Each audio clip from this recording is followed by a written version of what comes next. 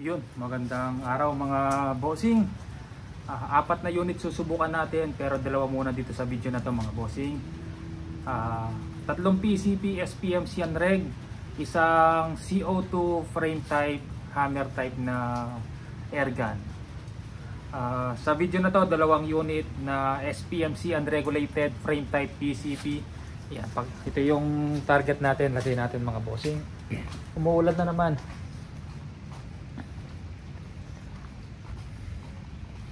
Hindi tayo makapag-target sa likod, malalim pa hanggang dito pa sa likod mga bossing. Yan.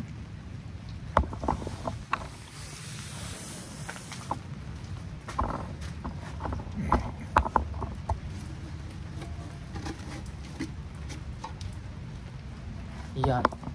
Malinis, makinis, walang tama.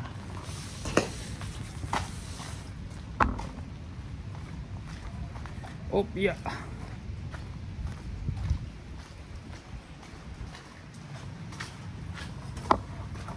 Kunin ko unit, isang unit.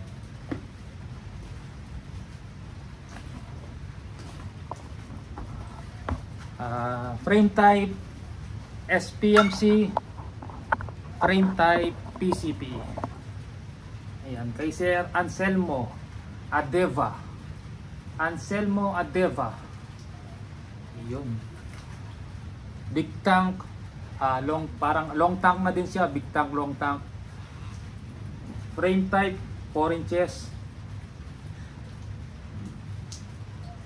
2,000 to 22 PSI max pressure. Yan.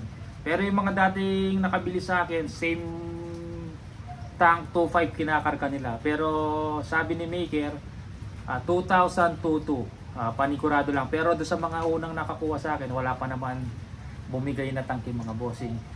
Yan, basta 2.5 pero 2.2 para hindi ka masyadong mapagod magpuno ng tangke mga bossing. 2.2 max, puputok ng 20 plus.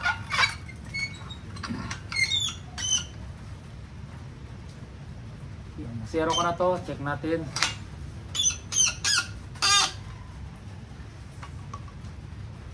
Kailangan natin bumili ng gato na mas malaki para stable yung ipit ng airgun, hindi masyadong magalaw. Maliit kasi itong gato na to. Yan, mixture mga bossing. Meron siyang 2.1 PSI. Yan, 1 cock lang yan, pero sagad na. PCP, pag PCP pangit ang 2 cock. Iba yung tama ng first cock sa second cock. Mas maganda isang cock lang.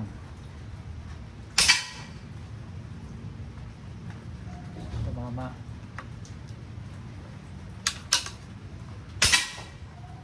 Doon pa rin, nakatakip doon sa dot. Nakasero na nga. Pangatlo, konting-konti pa. Pangapat, panglima, meron natang tumaas na konti. Tignan natin, nakatakip sa 5 shots, hindi ko makita. Silipin natin, alis natin. Yung unang tira pala, yun yung mababa ng konti, pero yung 4, 4, 5, 2, 3, 4, 5 dikit-dikit na. Yan. Yan, sinero natin sa 4 na tama. Baka pliers lang yung unang tama. Pakita natin. Pag pangit yan tumama, panguna, pangalawa, pangatlo, pangapat, hiwa-hiwalay na. Pero trinay ko yan kahapon, kaya nakasero na. Pumili na ako ng magandang tumama. Yan o. 4. Pit natin. 4 yung unang tira yan. Yan. 4, pero pag pinasok mo yung intuturo, matigas yung karton. Yan, pasok pa rin. Pero pliers lang yon sir. Yan, pakita ko yung kahapon, chinek ko yan, 10 shots. Ang gandang tumama. Pumili talaga ako ng magandang tumama bago ko blinag mga bossing. Minsan sa pellet may umihiwalay. Ayan, hindi maiwasan yon. Pliers. Pakita ko yung ASPI.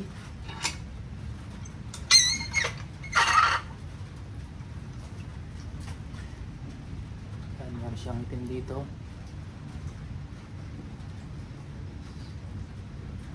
ASPI. Ayan. Kay Sir Adeva. Ayan po unit niya, sir. Tapos yung kay Sir Aristotle. Kunin ko.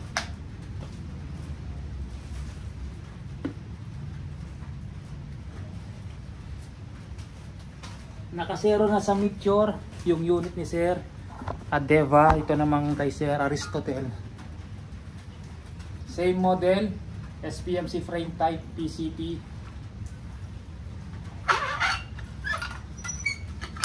Sana okay tumama. Ito kakasubo ko lang ngayon.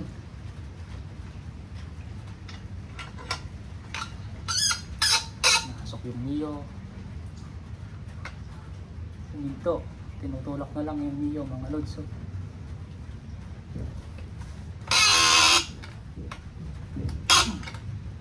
Makagalaw pa.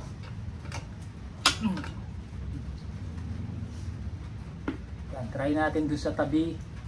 Nung tama ni nung isang unit kanina, nakalimutan ko na agad yung apelido. 1. Ito meron siyang 2-1 din. 2. Basta dikit-dikit, panalo na. 3.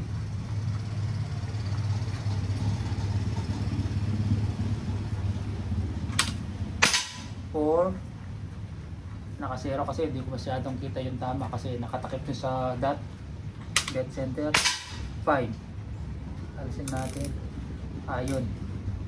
Pumulaklak lang siya. Meron siyang umiwalay ng konting-konti. Check natin tapos try natin sa Astro. Yan. Sa Meteor pellet yun. Tapos try natin sa Astro.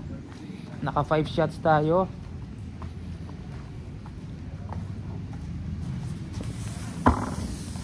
Ito siya, bumulaklak mga bossing. Yan, bumulaklak. Tapos yung isa, pero malapit pa rin. Baka pliers ulit. O, pag pinasok yung tuturo, pasok pa rin, panalo pa rin.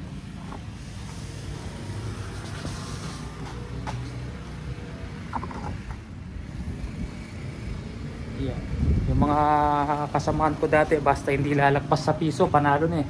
Kasi hindi ka naman babaril na silaki ng piso na target pag naghahunting ka. Yan, pero yan, no, napakaliit. Ganito lang mga bossing. Tuturo. Baba natin ng konti. Gumagalaw pa. Try natin sa Astro naman. Meron pa siyang 1, 2, 4, 6, 7, 1.7 PSI. Yun, bumaba lang ng konti doon sa tama niya kanina. Pumasok. Parang masok yata sa Astro.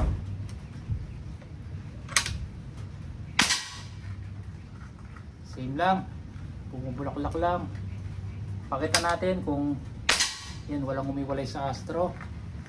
Astro na lang yung papadala natin kay Sir Aristotle. Ayun, umiwalay yung isa. Isa pa nga, sa pellet siguro yun. Isa kasi may mga iba yung timbang eh. Same. Yan. Parang mas okay yung grouping siya sa Astro pero may umiwalay na isa. Pakita natin. Hindi ko 6 shots ba yun? Nakalimutan ko, di ko binhilang.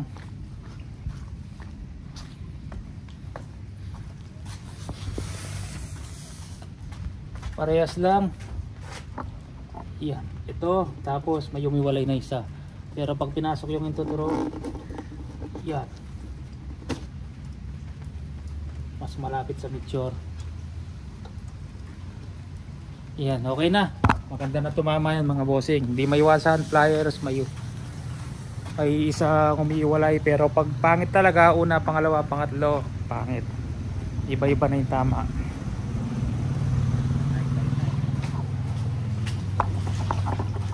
Parang ano, mas dikit yung mixture. Check nga natin kung nakasero sa mixture. Sinero ko sa Astro eh. Baba ko lang ng konti.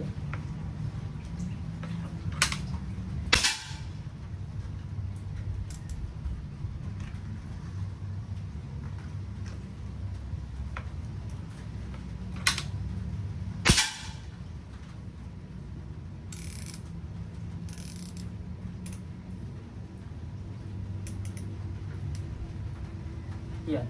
Zero sa mixture na lang. Paggamit nito mga bossing, pag hindi ginagamit, naka-stock, at least may 1.5 PSI o 5.7 ay 5.7 1.7. Huwag nyong stock na walang laman mga bossing. Pag wala laman yan, doon nasisira yung mga o-ring, lumalambot, nakakasingaw yung unit. Maintenance lang yan, katagalan, hindi maiwasan. O-ring, pag napasukan ng dumi, yung firing pin, nakakadumi, hindi naglalapat, bumabara, nakakasingaw. O-ring, O-ring yan, dito, tsaka dun sa dulo ng barrel, tsaka dito may O-ring din dito mga bossing. Kaya maintenance po yan, O-ring, katagalan, hindi maiwasan, lumalambot, kailangan palitan. Pag kinarga mo ng 22 PSI, may natirang 500 o 700 PSI, 600 PSI, refill mo na, wag mo nang i-drain. Pag na-drain yan, kasi hand pump yung gamit nyo mga bossing, mahihirapan kayong magsara nung firing pin o yung barbula. Kasi hindi bunsol, hindi malaking volume. Maraming volume yung pumapasok na hangin, pa konti-konti lang dahil hand pump lang. Nahihirapan magsara yung barbula nya. Ang pwede nyong gawin pag na-drain, pag ganon, hindi umaangat yung gauge sa hand pump, kahit bomba kayo ng bomba, tanggalin nyo sa wood stop. Yan, habang may bumobomba sa unit, may umihila dito sa firing pin. Hilahin nyo papunta sa inyo. Pahila, ikot-ikutin nyo. Pag nagsara na, umangat na yung gauge, ibig sabihin nagsara na yung barbula, umangat na yung gauge, okay na. Pwede na tuloy-tuloy ang pag-refill mga bossing. Ganun lang. Mas maganda, wag nyo nang i-drain. Magtira kayong 500 refill o 1,000 refill. Yan. Pag hindi ginagamit, may laman mga bossing. Sige po, yung ASP pala, hindi ko na ipakita. Tapos dalawa pa, isang ganito tsaka CO2 pa yung susubukan natin. COD yan mga bossing, pero yung shipping fee kinukuha ko na po agad. ASP, Aristotel, Sir Aristotel. Yan. Sa kabila.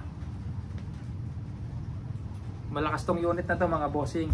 Chinecheck ko muna bago natin ibigay sa buyer. Yan, kagaya nito, chinek ko, tinanggal ko yung silencer, pinutok ko.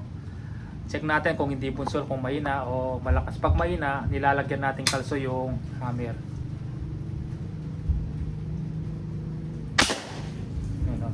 Lakas.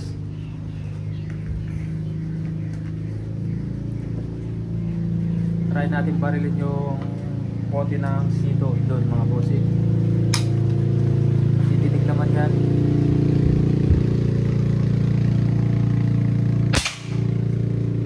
Lakas. Sige po mga bossing, maraming salamat.